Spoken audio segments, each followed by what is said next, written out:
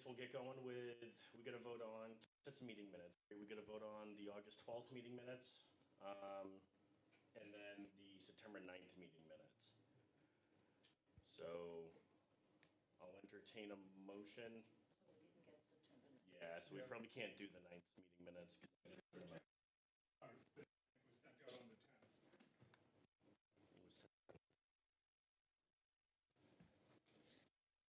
It's the wrong meeting minutes. All right, let's just vote on the August ones. Yeah. A motion Of August 12th? of August 12th. I'm just going to abstain.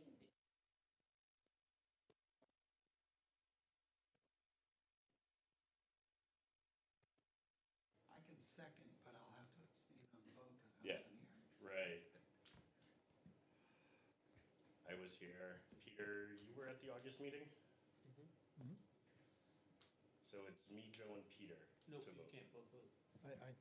I'm not Oh, voting. yeah, that's true. All right, so we only have 2 votes. We don't have voting quorum. Okay. So we can't vote Table on the the next minutes. meeting. Yep, table the next meeting. We'll vote on both next time. Yep. Is there, and I put this out there because, Peter, Joe, is there anything else to add to the agenda besides what we're gonna go through tonight? Respond to, I don't know of I anything think else. we're good. So then I guess we will go immediately.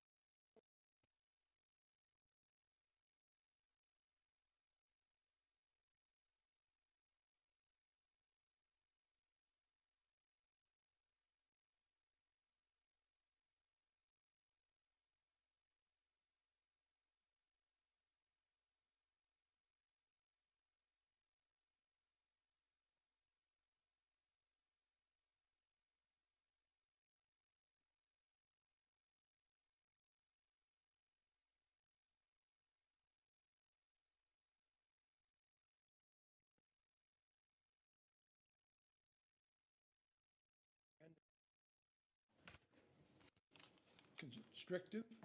It was no opportunity to ask questions or interact.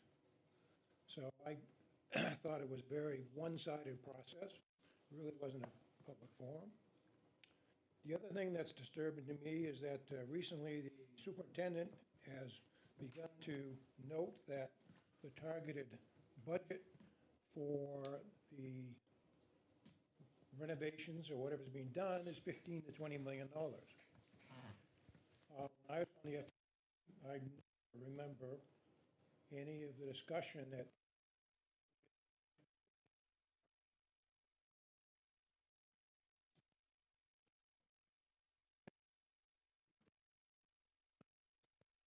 disturbing that number's now being thrown around without any discussion within this group prior.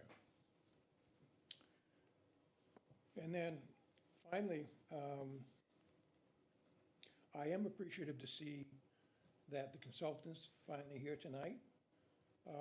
And I'm appreciative to hopefully hear something, but it's now in a forum where the public won't have any chance to ask questions.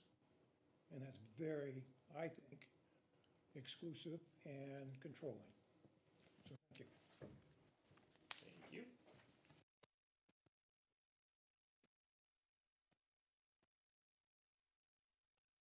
I will close community comment and move into the thing on the agenda that everyone's here for is the GMS project. So we had the community forum last week, right? Last week? Yes, on the 7th. 6:30 to roughly 7-ish. No, 6 to 7:30. Honestly, the attendance was okay for the first one. I mean, I know that it's, as Mr. Oblin has pointed out, there was a total of 26 people. There was 4 staff members from the school, 3 school board, 3 members from the Harriman team, and a few FIC. But we're looking at a total of about 16 citizens showed up to the forum, which is, whether they're in the FIC or not, they are citizen representatives that showed up. That to me was a better sign than what we had at the deliberative for the new school in 2024. So I take that as encouraging. And yeah, I thought that went over really well. As noted in that meeting, there are going to be 2 other community forums that are going to be set to work with Hampshire and Associates. So we'll be, there. We're going to be talking about. I think you guys mentioned a little bit more about the projects themselves and then a little bit more interaction as we start honing in on the data and everything that's going to be presented there. I will take feedback from anybody else that was at the forum. I mean, overall, I think it went well. I mean, again, obviously, we would love to have more attendance. I think we can do a better job as this group and others in general of promoting it next time. I think we got to get some more word out in other places than where we've typically tried. So I think that's a big action item for this group for the next one.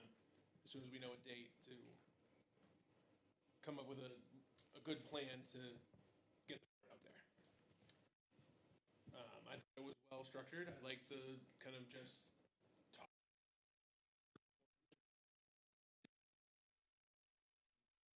Education in our community. Mm-hmm. It wasn't necessarily a meeting to hammer out the plan and how we're going to solve the problem. It was more about how we look at education. So I was quite happy with the way the meeting went.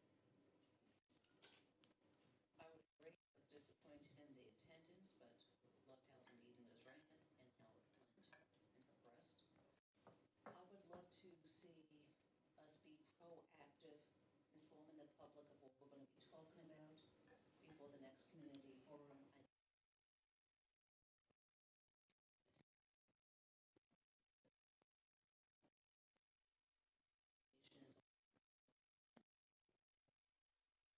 What's potentially put on the referendum in March. I think people.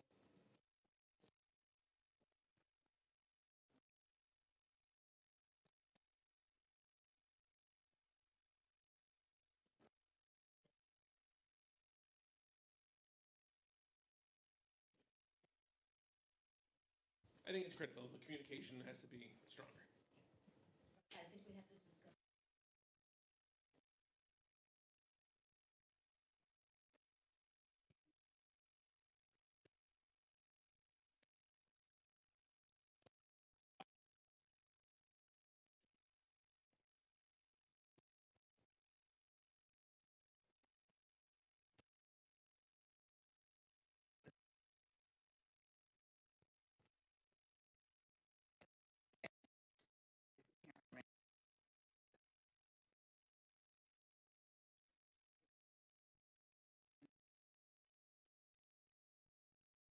Aspirations and goals that there ended up being.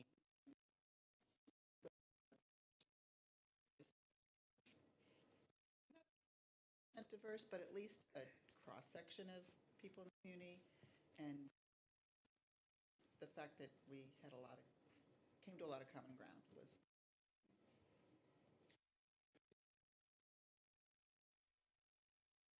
Piece of that meeting. I was only there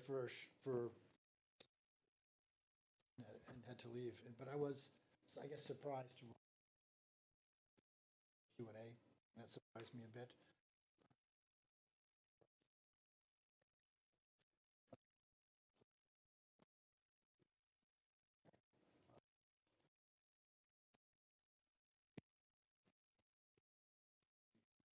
So I get too hung up on either.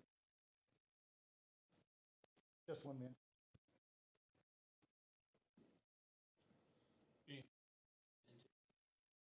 Project.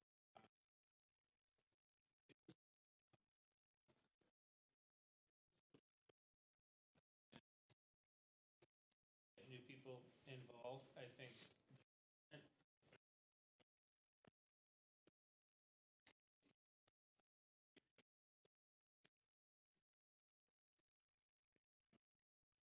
three and continue the process. I know the last time they were involved and then they would drop off, so I think it's imperative. We have an email list start from that because we did collect the emails and I reached out to everyone that attended and sent an email, so I think it's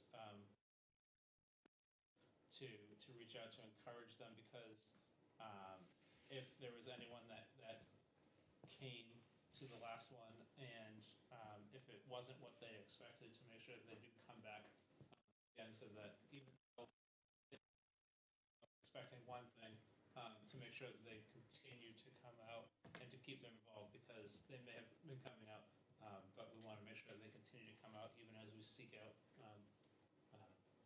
new voices and new opinions. So, but there was an encouraging glimmer because there were some unique faces that we hadn't seen that were involved in the last project. So for them to come out the other night there was some encouraging signs there. So I was pleased at least on that front.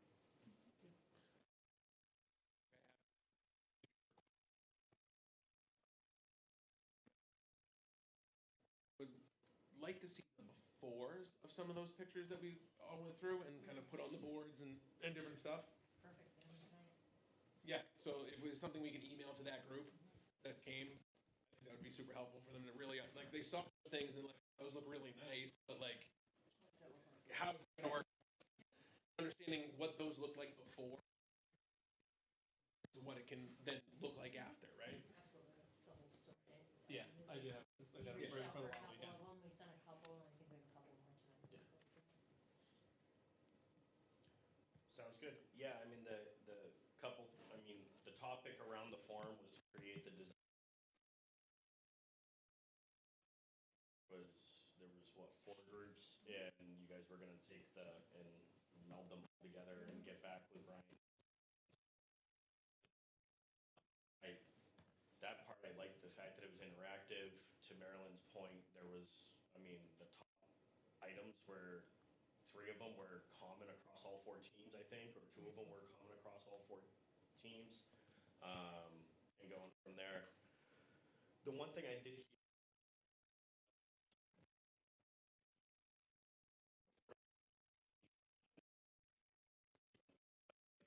hear stuff, there's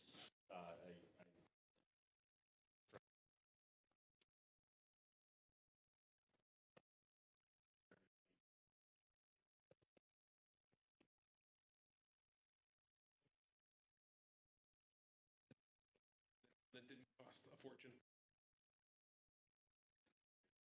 We can talk more about kind of diversification. otherwise.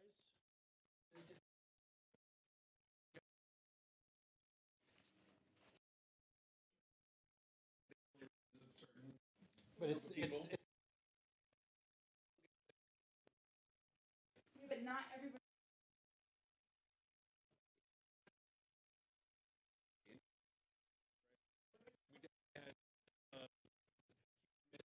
Having a letter.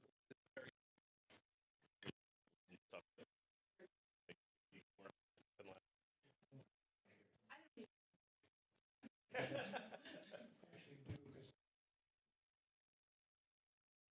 To speak up. All we allowed to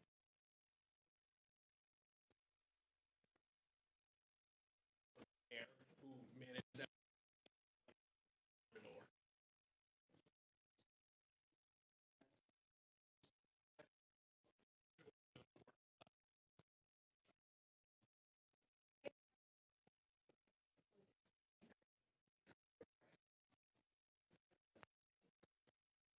By doing the.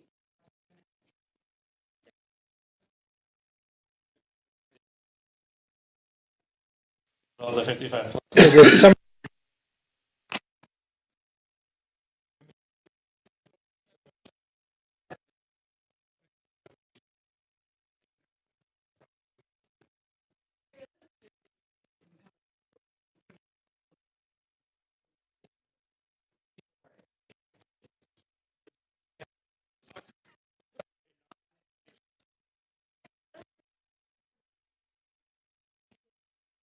Go from a no to a yes.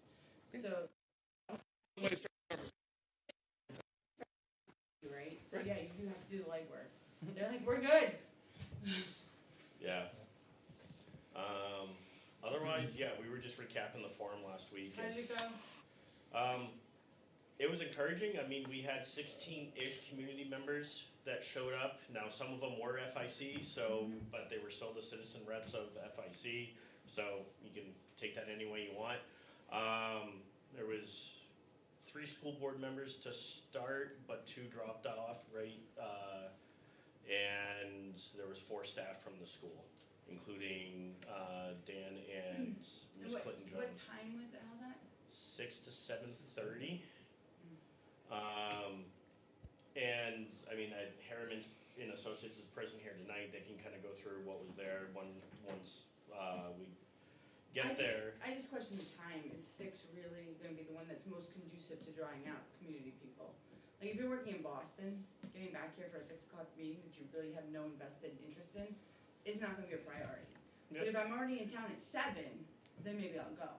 So I question whether 6 maybe just, I mean 16, yay, but that's not really going to be helping Yeah. move the needle. But if So you how- have young kids, you want them in bed by 8 hours. But you want the voters who aren't, but a lot of the voters, you don't already have those votes.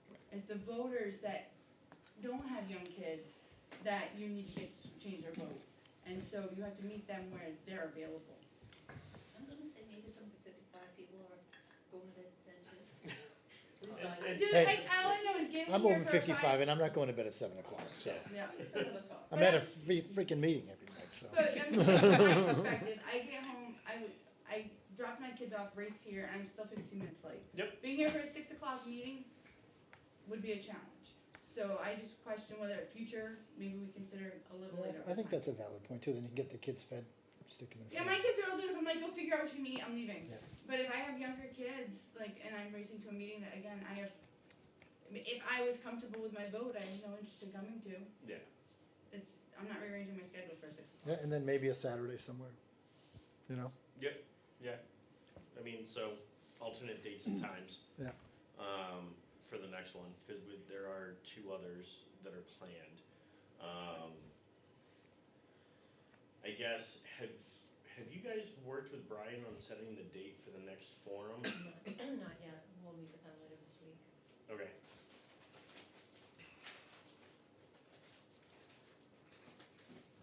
Are we gonna see the design statement, what the final product was tonight?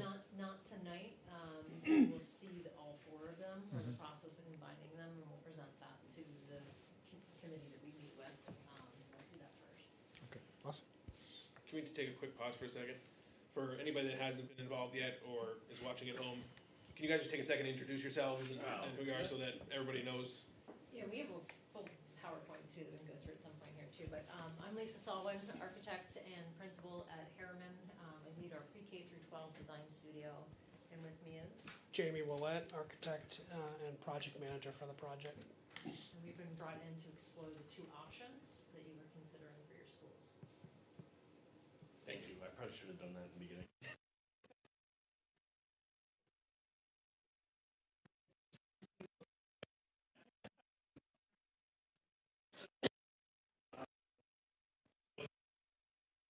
To up on the agenda, the bi-weekly meetings that was in the original presentation slot that we met, are those still the same dates? Those are what are on the presentation. Let me just double check our calendar to make sure that those are accurate, because things did slide a little bit. So,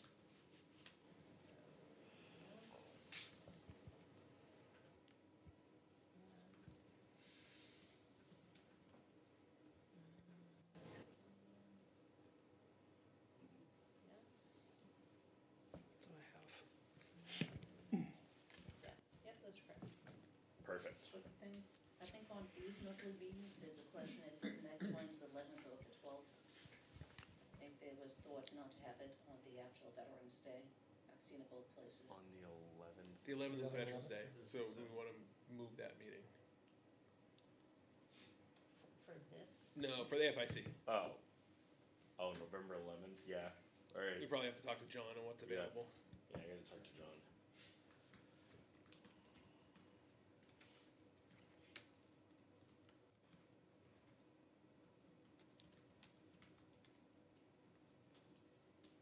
point. I did see that email come through. The only other thing that I need Brian to get back to me on, but he's not here yet, is the construction manager RFP. Doesn't But- close to the 17th, though, right? It's due on the 17th. Yeah. It's due on the Yeah, 17th. still got a couple more days. Yeah, we had to walk through last week. Oh, okay, so that's moving, it's, That's where it is at the moment, waiting for the deadline.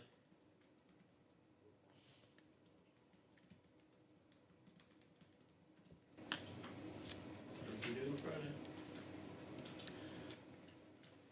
alright. Yeah, I mean, the only other conversation that we were having is how do we make sure that we reach more aspects of the community? I mean, I know doing a mailer is like $1,500 is what it took, so, there's that, there's the letter boards.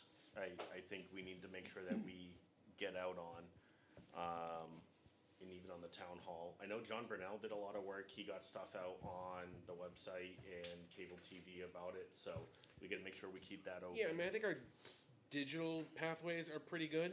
It's that non-digital. Yeah, it's the manual, yeah. It's the non-digital piece that is a real struggle, right? Like, nobody gets a newspaper anymore. Like, I did reach out to the union leader, that little couple pager that everybody gets on the every other Friday or whatever it is. They'll put us in that, but we got to give them 2 weeks notice. Right. So we can get in that. So at least that's one way to get it to everybody's home, because everybody gets that. Is that all paid though? Is No. That's free? I don't know if it's free. They didn't get into pricing, but they told me they need 2 weeks notice to put something in there. Okay. Yeah. That's typical for papers. Cause I know their digital avenues was paid.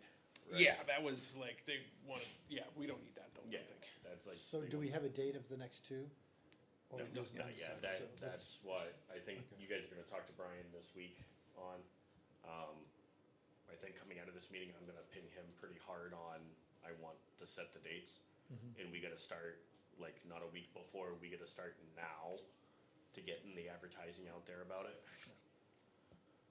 Go ahead, Denise. I think we have the 30-year-olds to 60-year-olds locked up with Facebook. Yeah, We're missing the over 55, but we're also missing the younger ones, yeah. 20-year-olds. Is there anyone on Litchfield TV who is a young influencer who would like an unpaid job to help promote? How and hip create are you, content? Denise, really? A young influencer.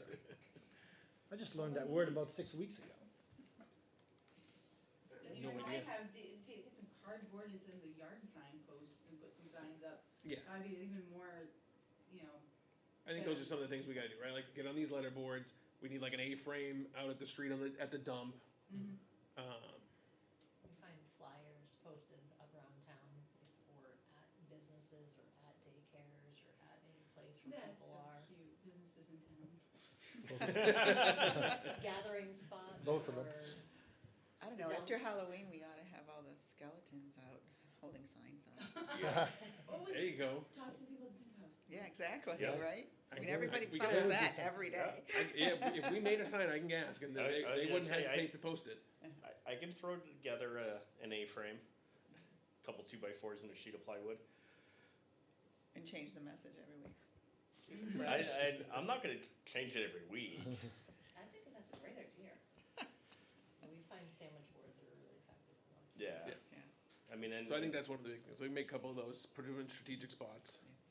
The reference to that is that there's, at a major intersection at town, there's this house that every Halloween has the whole family of skeletons, and they, Oh, we drove right by. oh yeah, You they drove come by. up with a theme. It and they changes every change week. it Yeah, every week. every week they So update it. everybody goes by every week to see what the skeletons are doing. It's usually The skeletons there's usually a are story golden, that goes yeah. with it, right? Yeah. So the past couple of years, it's gone with the theme of the school play.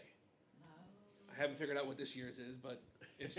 We've done laundry packed suitcases, I- and I don't know what they're doing this week. They're camping. I was thinking I it was think National it's, Lampoon's, maybe. That's why I think it's National Lampoon Vacation. That's That what I could was be. thinking. That- That could Because be. they had the grandmother dead on the top of the car, and now That's they're right. carrying her across the, We can advertise. what carrying we a want. body, the two skeletons I are saw carrying the a body. But if the Well, they're like topic fishing isn't out of enticing water. enough, they still won't come. Yes, Right. agreed. We can fly a banner on an airplane 23 hours a day that says community forum, da da da da. If I don't wanna go to a community forum, I'm not going to the community forum. The topic has to be enticing enough, so we need to make sure that we advertise at least, that like, That's what I think Denise what was saying we're earlier. talking about needs to be enough for them to come out and talk about it. I think the folks who actually graduated from Campbell High School, if they know Campbell High School, at least how they knew it is going away, they may have a strong opinion enough to show up. Make it a vote. Well, I mean, I agree, but I also agree with what Dan was saying. I mean, it's, I don't know if we can community forum going to impact your taxes like that. And be kind of overly blunt about it. It's like, listen, we're doing something with the schools. It's gonna hit your taxes. Come out and learn about it. Yeah. Free Girl Scout cookies and lemonade. I can't advertise that. I'm not supplying that to this town. But yeah, so I mean, we can probably talk to Romano's about putting up a flyer in a couple of the other places. The only problem is like their billboard for that stuff is tucked away in a corner. You really don't see it that well. But, so I think the sandwich boards are a good idea. I'll see what I can find. Are we going to have issues with the town with them? Depends on where you put them. Do they have to be a certain size? I've heard questions about sandwich boards along Charles Bancroft. It actually has less to do with Butter. size and more about location and proximity to the roadway. Yeah, if Charles Bancroft State, it's the Albuquerque, the ones that get taken down. Yeah. Right. You can't put them on Albuquerque. Distance from road and You can't put them on the town land in Albuquerque. It's all town land on Albuquerque. Nobody owns the land on Albuquerque except for the town. It's bizarre. All of a sudden, one day the rules changed. and there's- Even people that abut the road? 15 feet back there. Whatever the, Yeah. I mean, I had to put mine sign back like where, to the hedges that I maintain on my property. Right. There's obviously, yeah, there's a buffer there, but Right. whatever. But If it was you- like 25, it was like It was a- 20-ish feet. the only one they've ever really given a blessing to is when they put the senior kids' pictures out here. Yeah. You'd have to go to the town and ask. Right, Yeah. yeah, so We'll we figure would that out. have to go up from there. Okay. Good to know the sandwich boards work. All right, is there anything else that we wanted to talk about before we let Harriman jump into their presentation? I don't have anything. All right. Trying to think of the best way to do this, to get you to present and, Just use the HDMI. yeah. Yeah, you don't need to keep sharing the agenda. Well, I'm trying to figure out how can I get the presentation, so then that way I can share it on the Google meeting, but there's no There's one nobody on logged there, it doesn't into matter. it. Okay, not gonna matter. Now, are you able to send this to Brian to distribute afterwards? I already sent it to him. Perfect. Screen up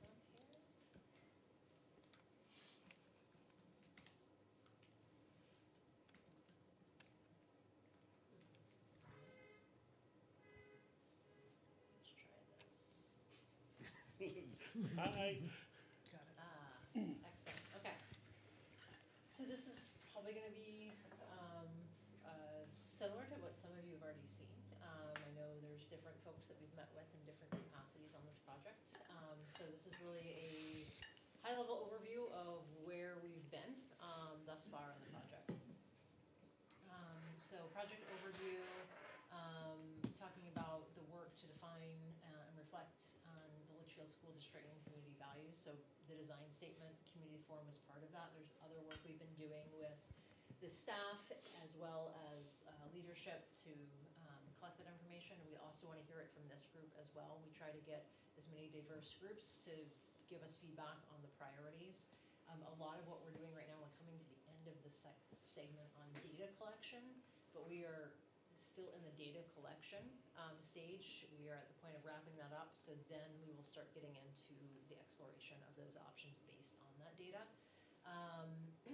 And we'll talk about the programming and the community forum and then next steps. For those that were at the forum, this was a slide I believe we shared at that forum. This is a really oversimplification of our process. So we start with the data collection as we talked about. So facilities data collection, programming and visioning, enrollment analysis, capacity study, design statement, really looking at all the existing information. And then from there, we go into defining the scope of the two options. We define the scope of the two options, we start to build out those options, and then we really analyze those options with the stakeholder groups. And then the group comes to a preferred option. We develop that preferred option to then take to voters.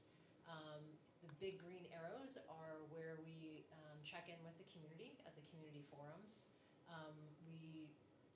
The community forum should be seen as one way of getting information to the community and educating the community. The other would be the flyers, the sandwich boards, any of that stuff to get information out about what's going on. You're accurate that not everybody's going to come to a forum no matter how well it's advertised. People are busy, and a lot of people we find check in right before it goes to vote. We just have to keep getting it out there and keep emphasizing that we need to hear from folks and have them involved. So that's the overview of what we're working towards, really getting that option developed at the end of this calendar year. This is our detailed schedule. A little ticker kind of shows where we are. We're about halfway through the calendar, really at the end of that facilities data collection and programming, and starting to get into the development of the options. Again, we haven't broken into that yellow bar at the bottom. It's pretty much the range to where we'll be doing that. And then the evaluations of the options is that blue bar at the bottom, and then the green is development of the selected option. So this just kind of keeps us in line as to what has been completed, where the different elements are, and just make sure that we're staying on track with what we are doing. These are the options. So we've been asked to really study 2 options based on the understanding that you need to address the physical deficiencies, both operationally and educationally, of the current elementary school, but also balancing the educational and financial needs of the community. And so the 2 options that we have been tasked to look at is Griffith Memorial School renovation addition to solve for exactly what we've been asked to solve for. And we're also exploring the renovations at Griffin Memorial School as well as at the high school, but we'd redistribute grade levels across all 3 of those schools. I didn't mention the middle school. I understand work has been done recently there, so we're going to try to avoid doing work there if we can, and distribute the grade levels to those 3. The scope of work is kind of what I've already gone through, but essentially it's evaluation of options, produce a schematic design, and then essentially once that is approved, take that to vote. This is a graphic representation of the data of your 3 existing schools. At the time these were built, this was the information, and so we have each school, at that time the current enrollment, the size with portables, without portables, the grade level configuration, when the original building was built, and then every renovation expansion thereafter. So that gives us a good sort of just quick pulse check on each of those facilities. And then what are we solving for and what are we hearing from the community? This was taken from the survey that you guys had done. And so what we're solving for, it talks about classrooms that meet class size requirements, special education spaces, admin and support offices, outdoor play areas, parking and site circulation. We've been to the site multiple times to see how that is very well orchestrated, but could drastically be improved. Sustainable energy efficiency design, roof replacement, structural repairs, and efficient plant operations. And then different things that we pulled from the survey in regards to what you heard based on the last project. So 69% of people said the last warrant cost was too high. We have heard loud and clear cost is a major factor in this. 61% would support or strongly support renovating GMS and adding an addition. And then 79% would support or strongly support a new GMS build if the price was significantly reduced from the 2024 warrant. So that just kind of helped us get a quick pulse check on where you guys have been, what you're hearing from the community, and the status of your projects, of your schools. These are different things that we're doing throughout our process to really make sure we're checking in with the community, we're checking in with the stakeholders. It was great to hear the feedback on the community forum. We start with what we call the listening session first, because we need to hear from the community what's important, what we need to speak to, and kind of get on the same page as to what we're designing for. What makes this ultimate solution specific to your community. We design schools all over New England, and all of them are unique because every community has different things that they find really speak to their essence and what it is that they're doing for their students and the community itself. So establishing a target budget, ed specs, community goals, and establishing a framework for decision-making. Real-time polling, we've done a lot of that. We're going to do it here tonight as well. Community engagement forums, you guys have already done some surveys, and continuing to get out in front of the community. Once we sort of develop those options, really looking at, we call it considerations. The word strengths, concerns, pros, cons, those are all subjective to who you're speaking to. So we'll go through and work with you guys to outline the considerations. So one option, consider that it has this impact or that impact, and vice versa. And then really facilitating arriving at consensus. So when needs, goals, and budget or other parameters are not in alignment, really coming up with a framework to kind of tease out those tough conversations. All right, so define or reflect on Litchfield School District and the community values. This is a question we have asked every stakeholder group that we have met with. It was first the team that we interviewed with, which essentially is the committee that we meet with on a regular basis. We asked individually the elementary school staff, the middle school staff, and the high school staff. We've had full staff meetings with all of them. And essentially what we would like to understand is, out of these 6 priorities, and by all means if there's something missing, tell us, how would you rank these priorities? Number 1 being like, this is the highest priority in this project. Number 6 being it's the lowest. And we know that sometimes some of those things are still important, may fall to the bottom, but other things are even more important. So what we'd love is for those that are here tonight, to put the QR, there's a QR code if you have a device. If you don't, we're happy to lend you ours. Or go to slido.com and type in the number 5549150 and prioritize these priorities. And so the way you'll do this is the software will come up and it will list them. You can click them in the order that you have, that you think you are ranking them priority-wise, or you click on one, hold it down, and slide it to the top in the priority order. So again, number 1, highest priority, number 2, second, so on and so forth. If anybody's having trouble getting in, just raise your hand. I'm happy to come around and assist. So you can see that 2 folks are in the software right now, actively putting in data. This is a good tool for us just to, again, quickly understand where folks in the room are at. It helped us really gauge where the staff's at across these priorities, and allows us to kind of talk through some of the stuff that we're seeing. There's definitely some similarities that we're seeing across the staff, and it's interesting. We are seeing slight variations between staff and leadership, which is typical. There are different ways people are in the building versus people that are solving for the larger project itself. So we got 4 folks so far, so we'll give folks a little bit more time to put these in. But you can see some of these are even tying for first place in this group.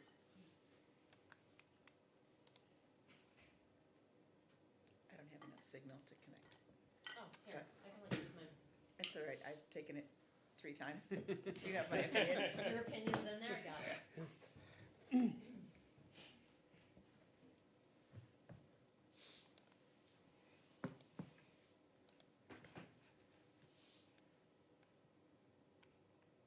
got everybody. All right, we got everybody in. Thank you for doing that. So, no surprise, economically responsible is number 1. This is what we're seeing in most of the leadership groups that we're meeting with. And I will say that is what we pulled from your survey information, very loud and clear. Second in this group here, 21st century future focus educational best practices. So really thinking forward. This is not something that you're just solving for today. This is a long-term solution. And it really needs to support where education's at. Educational equity, sometimes we get asked how we define that. Essentially, that's making sure that you have similar and like opportunities opportunities for all students. Safety and security, really interesting, you're gonna see that is number one on every staff survey that we did, by far. Community engagement and sustainability, these have typically fallen at 5 and 6. Again, not because they're not important, but clearly it's, from everything we're hearing, these other ones are even more important. So I'm gonna switch to the next slide here, and I'm just looking really quickly. You're gonna see that with those that we interviewed, and a lot of the same people are in this room, but there are additional folks, very similar. Economically responsible, number one, 21st century, number two. I think safety, security, and educational equity flipped, and that's the only difference between those. And so that's what we're seeing. And then as we go into the programming data for GMS, we asked a similar, and this is gonna look a little clunky because the way it organized on this slide is just funny, but it organized it in the same order, but then showed the bars differently. But essentially, number one, where you see that big green dot, that longest bar, number one was safety and security. So this was 34 participants at GMS took this survey, and by far, safety and security was number one. And then next was economically responsible, followed by educational equity, sustainability, 21st century future focus educational best practices, and community engagement. And I know if Dan was here, he spoke a little bit about the 21st century, and he said, you know, he's not surprised that fell further down the list because the staff is really trying to focus on like the bare necessities they need right now to keep doing what they're doing, but it was still important to them, so we had a conversation about that. We asked an open-ended question in all of these meetings too, essentially what are the priorities for the project, and we left it an open-ended and anonymous feedback. The themes we saw coming back are the ones you see on the right-hand side of the screen, and I'll show you more detail in the next slide, but essentially we heard a lot about needing space, addressing safety, addressing heating, addressing indoor air quality, traffic, staff spaces, and student spaces. So I'm sure this isn't news to anybody. This is kind of the stuff you've heard through all of these reports so far.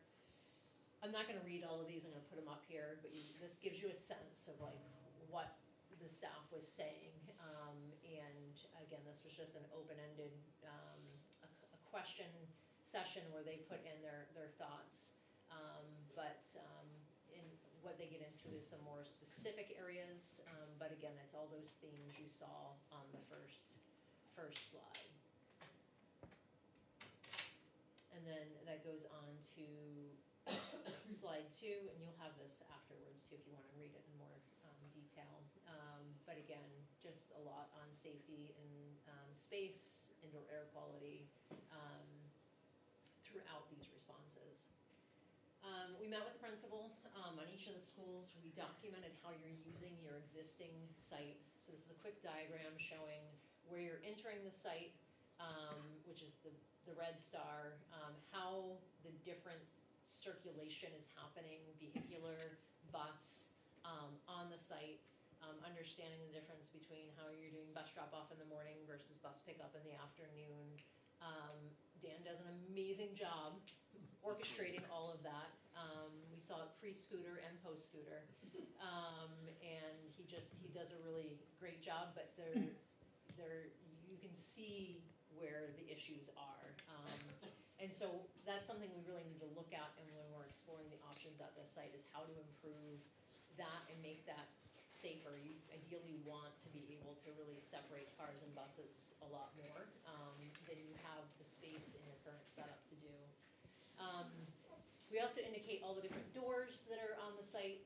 That's something from a safety and security standpoint you want to be mindful of. We see a lot of schools going with monitoring exterior doors so you can tell when they're left ajar, or we can be able to notify folks to close them. We have a property setback. I think this is the first school that we worked on that had a trolley car easement. You have a trolley car easement right along the right-hand side of the property line. Just some unique situations on the site, but that was a first for us. That's a new one.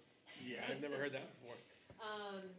So again, lots of bullet points on what we heard.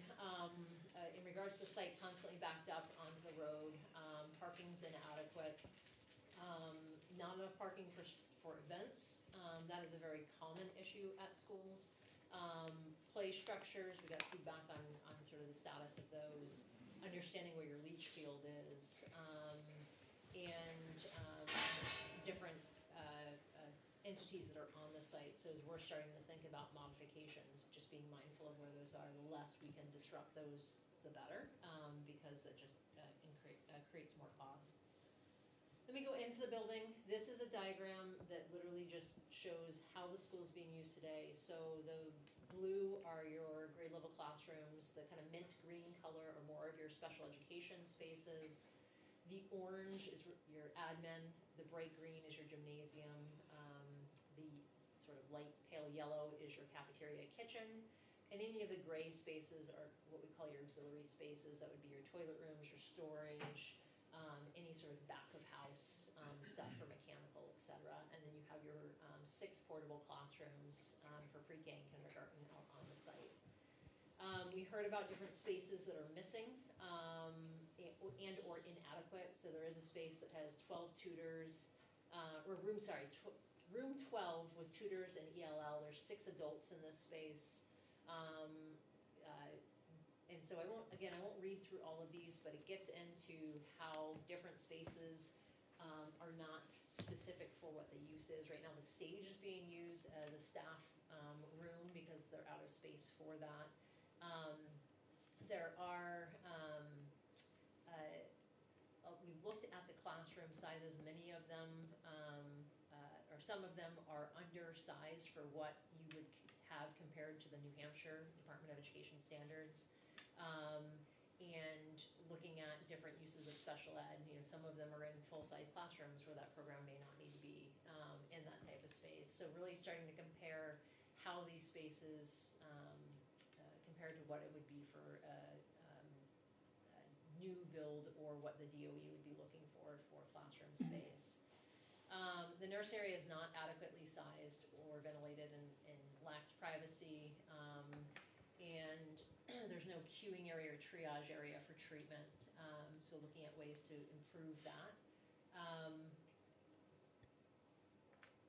There is shared storage between custodian and GEM. Some of the classrooms, really the ones up in the front of the school between the gym and the cafeteria, were the last ones that were built. They were put together pretty quickly.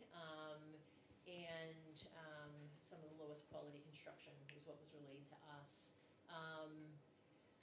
Special education, there are removable walls between those spaces. It can be an issue due to noise and testing and working with kids. So just again, not having the proper space for the type of program.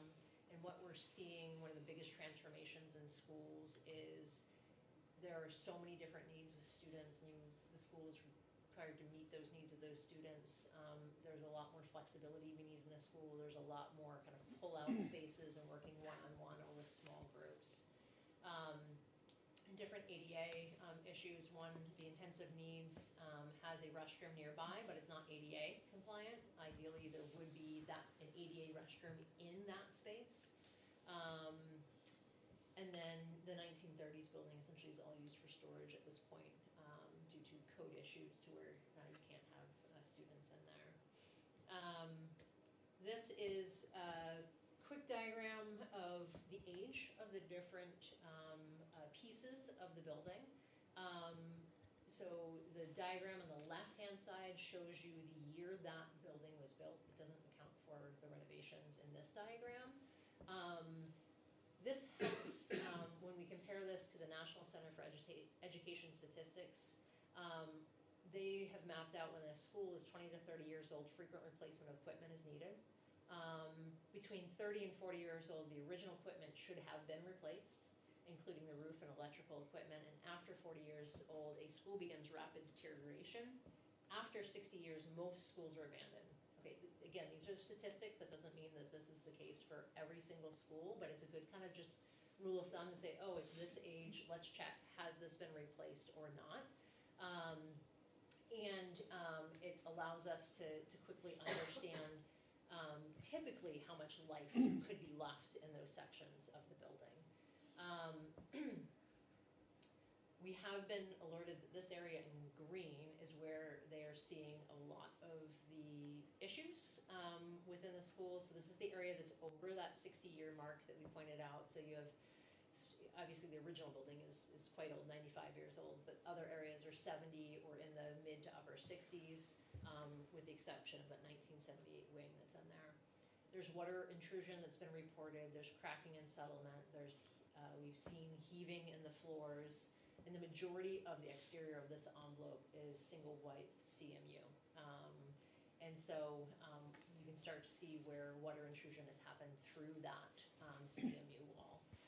Again, just data points for us to build off of as we move forward.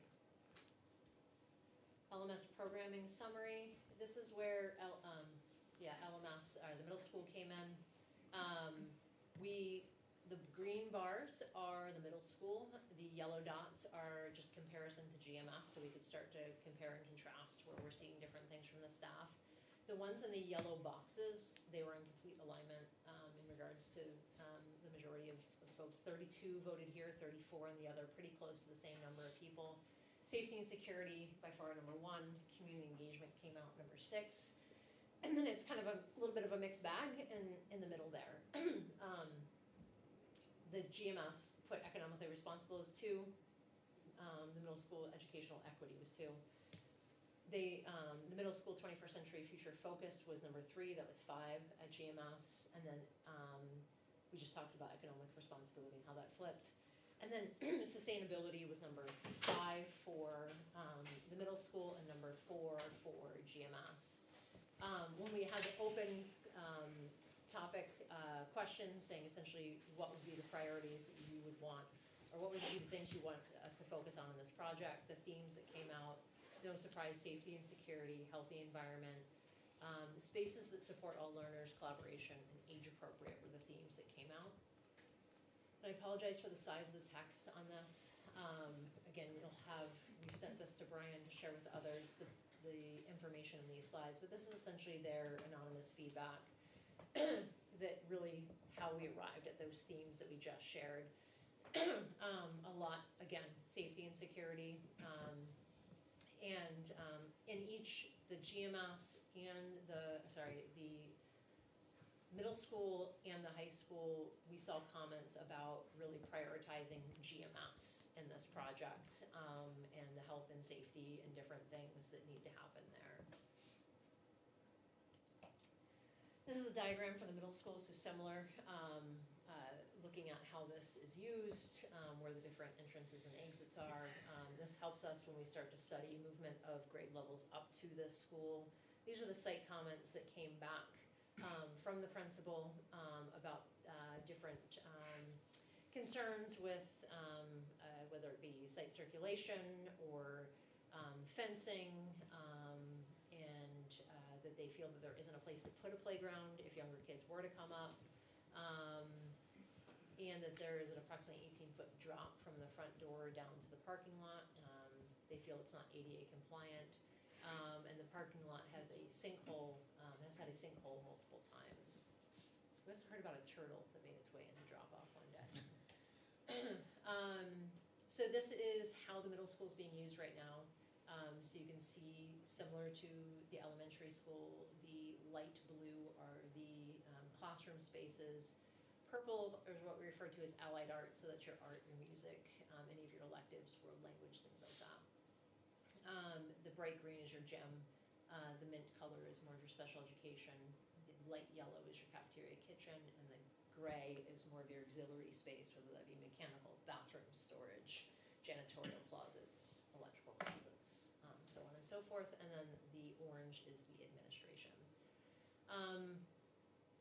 Missing spaces that were commented here: not enough office space. Some special ed programs must share a space.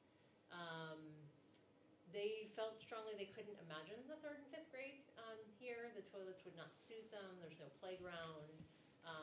If we were to consolidate buildings, we will take away the middle school experience. It would get rid of middle school athletics, clubs, and activities. Main entry and admin.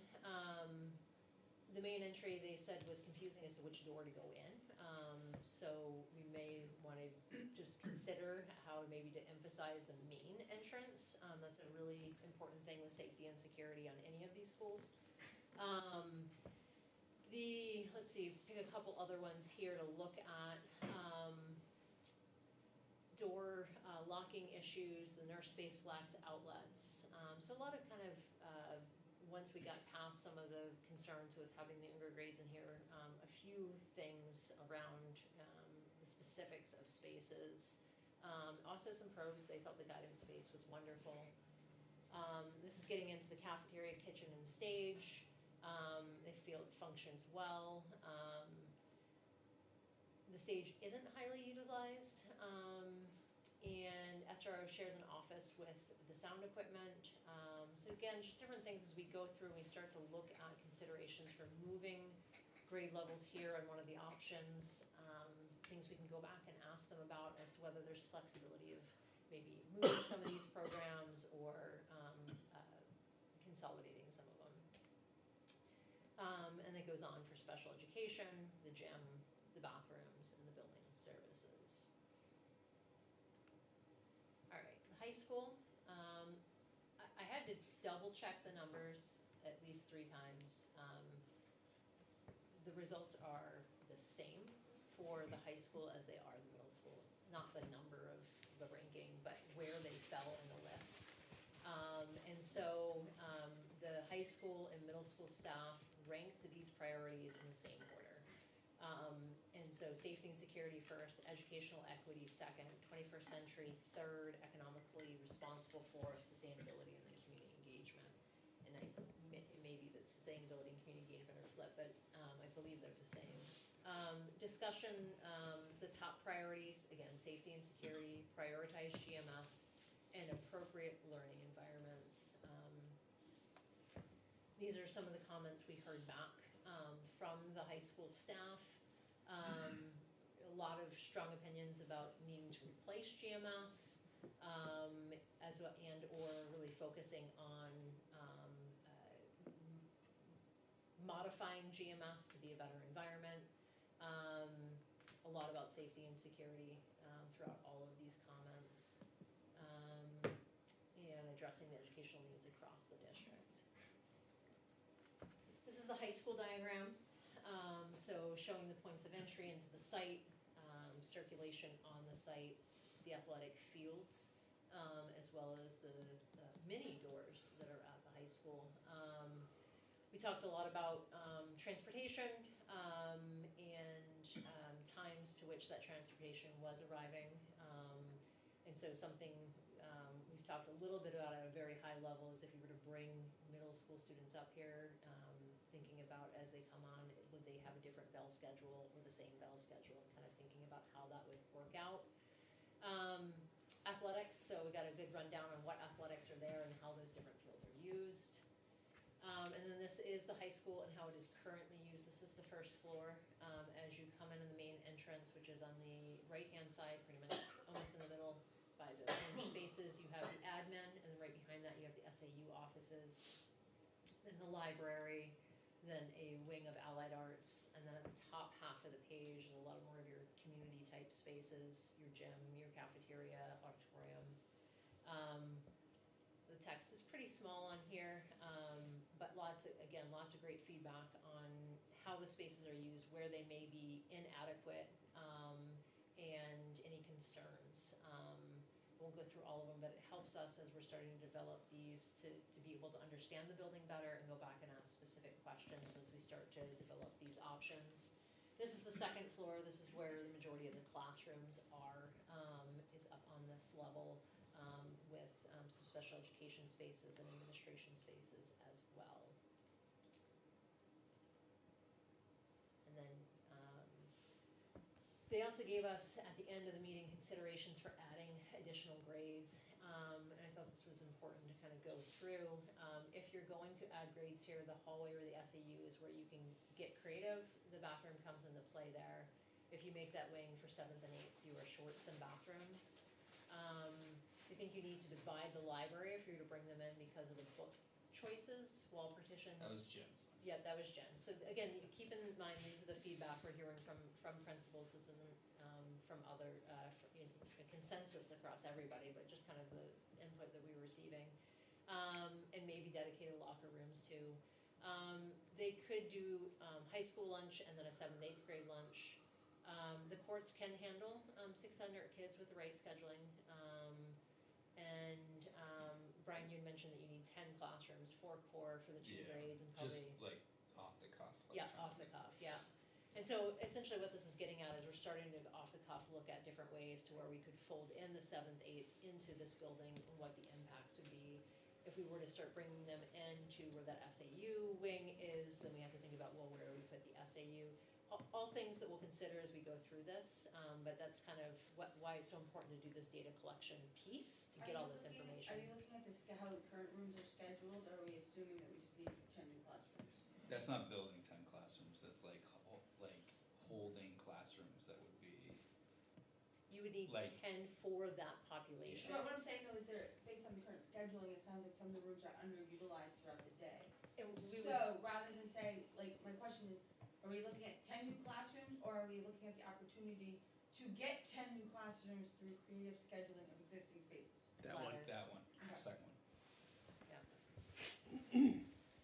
All right, and then this is just a quick comparison of the rankings that we've seen. The first 3, the green bars, and the first 3 dots are those from the staff, and then the interview ranking, which was pretty much exactly the same as this group here.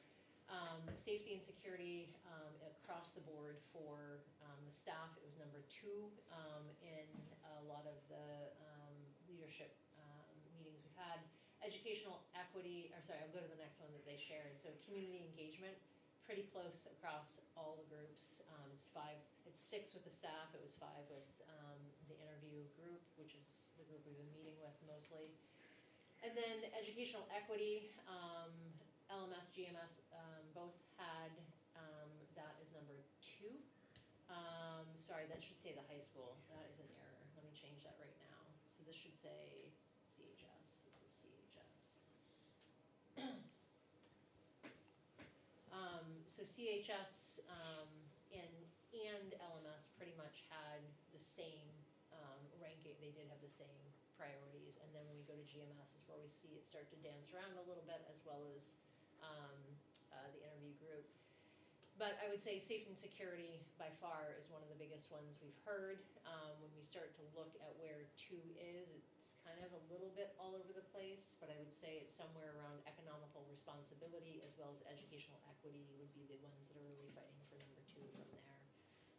And then we'll go down and analyze those, but those are really kind of the biggest things that we have heard in all of these groups is it matters what it costs, and it needs to be safe and secure, and let's address the educational needs as well. And then these are the themes from the 3 groups, just so you can see them side by side. Comments on CM proposals. So this was advertised. The walk was on the 1st. Proposals are due this Friday, and so depending on how many proposals come in, we'll determine whether the group will determine whether they interview or they award. So we would be looking to award the week of the 19th to get them on board and plugged in with us. So as we're starting to develop options, they're right in lockstep with us looking at that. And then community forum summary. These are the images from that evening. So it was an overview of the project and schedule. Really giving an overview of best practices in educational facility design, what has changed in time, and then having you all help us craft the design statement. We do not have the crafted design statement compiled yet, but you will see the 4 that folks came up with. We're in the process of pulling those together, and then we'll share those with the stakeholder group we've been meeting with, and then that will be shared back out with everyone. But for those that weren't there, this is really what we're after is looking at what are the guiding principles, the big goals of this project. What are those design patterns that are architectural solutions that speak to those? And you'll see I think you had mentioned there was a lot of similarity between those that were there that night. I think there was 2 images that showed up on every board. and then crafting Litchfield's design statement. And how this really helps us as designers is at the end, whatever solution we go forward with, it needs to speak to that design statement, and it needs to speak to the words and phrases that you guys identified capture the essence of Litchfield, and it needs to incorporate those design patterns that we saw showing up countless times on the boards. And then we collectively know that we've arrived at something that speaks to what you're looking to have done. This was the process. This was group one, so the words and phrases are the same on all of them. The words and phrases that really capture the essence of Litchfield schools, and this was now and forward thinking, safety, meeting all students and staff needs, and cost effective. I will say that is what we heard. Those are the themes we heard from the staff as well. So there's a lot of overlap between what we heard that night and what we heard from the staff. Design patterns. People were asked to pick 3. No We one weren't good at kept to that. 3. That's okay. There are, We grade the groups on who came closest to following directions. It's very common. But what we do is we have pictures of the boards because people did group them together. But what you're seeing in these design patterns is, for those that weren't there, we walked folks through, it was probably 30 slides of best practices in educational design of what we're seeing. And so it could be gathering collaboration spaces, it could be professional work areas, safety and security, or welcoming entry. And those are some of the ones you're seeing up here on this board. So these design patterns, I'm going to work off of memory because I cannot read them on either of these slides. The first one has to do with push-in special education. The bottom left has to do with agile classrooms, so this idea of being flexible. The next row over, the top one really has to do with sort of pull over spaces or small spaces for folks to meet.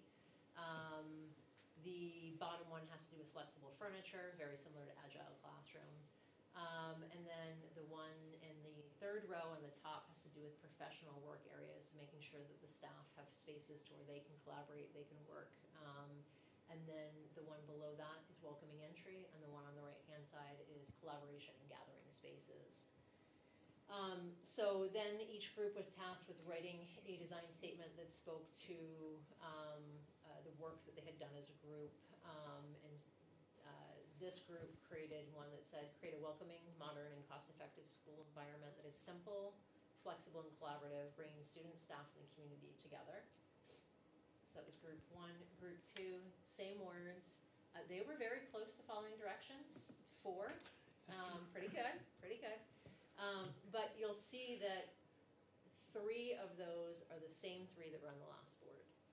No, sorry, 2. I would say 2.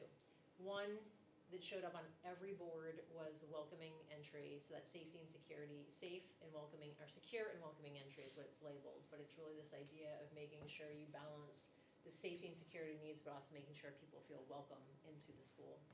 You can make sure that feels like their home.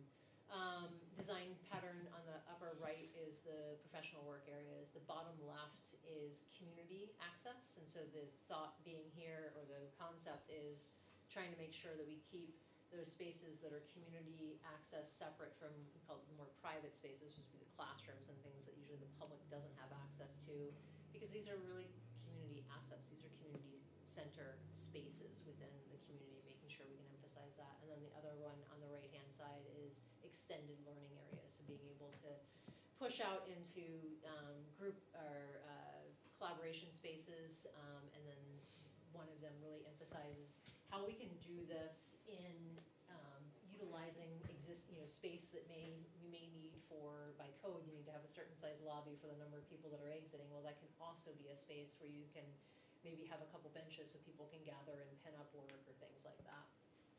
Their statement, create an inclusive community where students and staff can engage with creativity and curiosity and reach their full potential.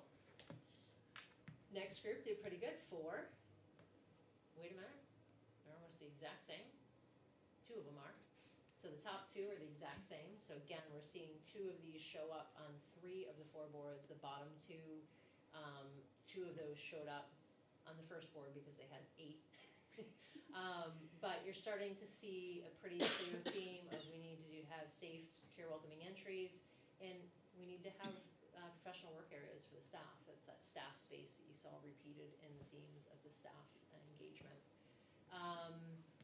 I won't go over the pictures, they're similar to some of the others. Their statement was create a comfortable and safe environment that promotes learning and long-term community value. And then the last group, similar to the first, has 8.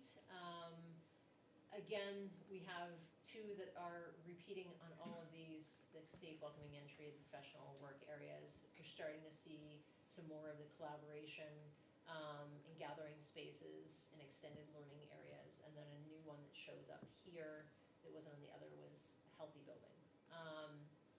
Their statement is safe, comfortable, inclusive environment for the school community to grow and learn. And so we'll take all 4 of those and put them together to really capture the essence of what we heard and come back and propose a combined statement to folks. We did get a request almost right after that meeting, can we show some of the before imagery of some of these images? And so that's what I have here. Lyson Elementary School, this was a 1950s ribbon window school that was renovated and expanded. And so this is the original main entrance. This is after the secure entry, welcoming and secure entry was added with some additional administration space. This was their welcoming entry, so it says welcome on the glass block. You walk in, this is right when you walked into the school, is the first thing that you see, and this is the space after. So infusing natural light, creating that space to where they can pull out of the classrooms to have learning space. Kids sit here, wait for the bus, or if there are events in the cafeteria or the gym, this is kind of the overflow space in between events. This was their double-loaded corridor, CMU walls. Granted, they were in the process of moving, which is why all the boxes are there. But you get the idea. It's kind of similar to some of the hallways you see at your existing school. And they wanted to create grade level areas within the school and have better wayfinding. This is what it looks like now. So we painted the CMU and we infused these colored cubes, we'll call them, of space where they could pull out a student and work with them one-on-one, because they did have desks and chairs lining the hallway to do pull out with students. The wood has an acoustic backing to it, and then the green wall is a pin-up space so they can celebrate their grade level work. And then they have a graphic on each of these that the students helped come up with the theme of local flora and fauna of the region. And so you can see each of them have a different graphic and color so they understand where they belong within the school. This is a neighboring school district, Nashua Fairgrounds. This is the middle school before the administration addition as well as entry. This is what it looks like now. This is also what the entry looked like before. This is after the addition and entry. And then their middle school had a open space with all of the lockers, and they wanted to convert this more into a team space. So this is after.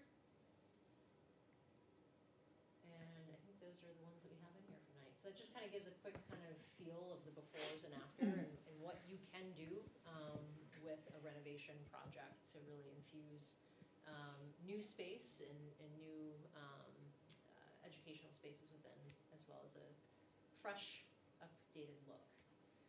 Next steps, this is our last slide. So these are the different things that we've been working on. Principal meetings are complete. The last programming thing we're doing is some educational visioning. We're working to set the date on that second community forum. As we start to draft those options and start to pull that scope together, we will bring our team back down to walk. The architectural engineering team will walk and look at the buildings based on those options. And then we will complete the CM selection this week or next with Litchfield. Super. That is it. Awesome. Thank you very much. Yeah. Is there any questions from anybody else? You're gonna share that out to us? Yeah, I Yeah. sent it to Brian, so he has it. For us to do this one. But I'll resend it with the results survey we did too, so you have that. For some reason, my agenda closed, so I have to reopen that. Thanks, Joe.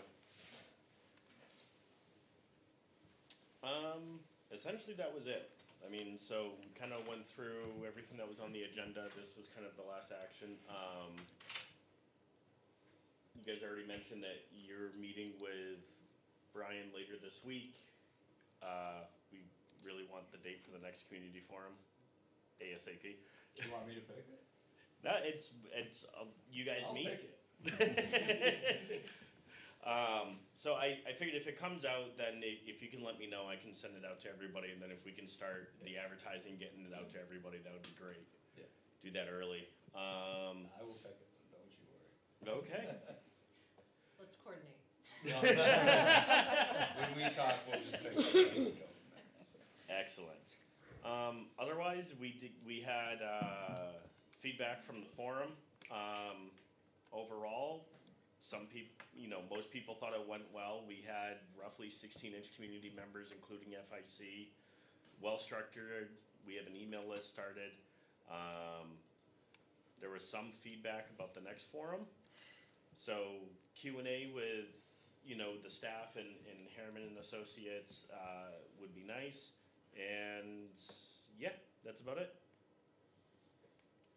And then we talked about the construction manager RFPs as well.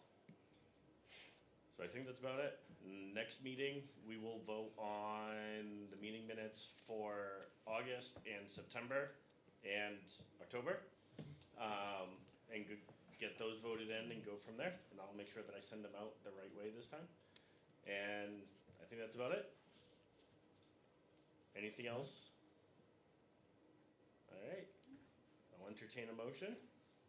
Oh, and you're gonna let us know the next meeting, whether it's gonna be the 11th or 12th? Yes, yes. That's right. I got to, still accurate. I gotta contact John about that. Okay. I don't know, am I allowed to make a motion to close the meeting? I'll motion to close the meeting. Okay. I'll second the motion. All those in favor? Aye. Sounds good. Thank you, everybody.